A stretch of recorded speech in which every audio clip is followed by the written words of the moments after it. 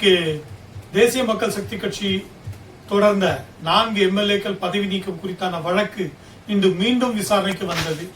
அந்த விசாரணையில் ஏற்கனவே குறிப்பிட்டது போல அதிமுகவுடைய கொறடா அக்னி கிருஷ்ணமூர்த்தி அவர்கள் தொடுத்த 2 வழக்குகளும் அதுவும் கலந்து வந்தது. இன்று அதிலே விசாரிக்க அது அட்மிஷனுக்காக வந்ததனால் அது முதலே விசாரிக்கப்பட்டது. அதில் மூத்த வழக்கறிஞர்கள் அவர்கள் கூட வாதத்தை வைத்தார்கள்.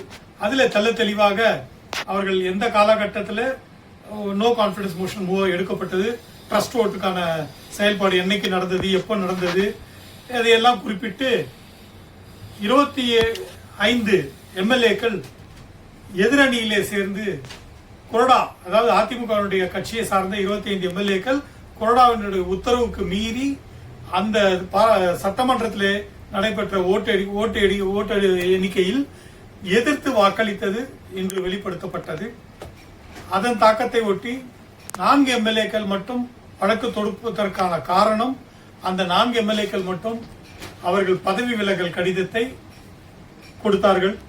பதவி விலகலை கொடுத்து 2:30 மணிக்கு கொடுத்து விட்டு 3 மணிக்கெல்லாம் அதே முதல் மாடியில் சென்று அந்த தாவேகா கட்சியினுடைய பொதுச் செயலாளர் முன்னிலையில் அவர்கள் கட்சியில இணைகிறார்கள். உடனடியாக உறுப்பினர் அட்டையும் கொடுக்கப்படுகிறது.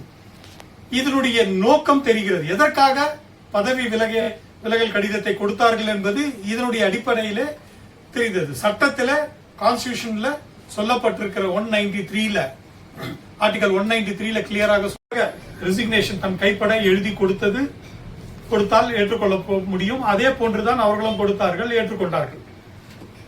தலைமை வழக்கறிஞரான தமிழக அரசினுடைய தலைமை வழக்கறிஞர் விஜய நாராயணன் அவர்கள் அது சட்டத்துக்கு உட்பட்டுதான் நடந்தது, அதை ஏற்றுக்கொண்டார்கள்.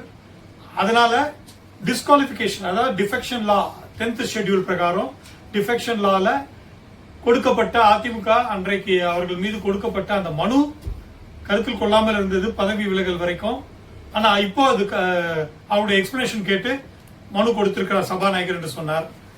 அதற்கு வழக்கறிஞர்களான அக்னி கிருஷ்ணமூர்த்தி வழக்கறிஞர், மூத்த வழக்கறிஞர், அந்த வழக்கு தேசிய மக்கள் சக்தி கட்சி வழக்கு தொடர்ந்ததனால் அந்த எக்ஸ்பிளனேஷன் கடிதமே சபாநாயகர் கொடுத்தார் என்று எடுத்துரைக்கப்பட்டது நீதிமன்றத்தில்.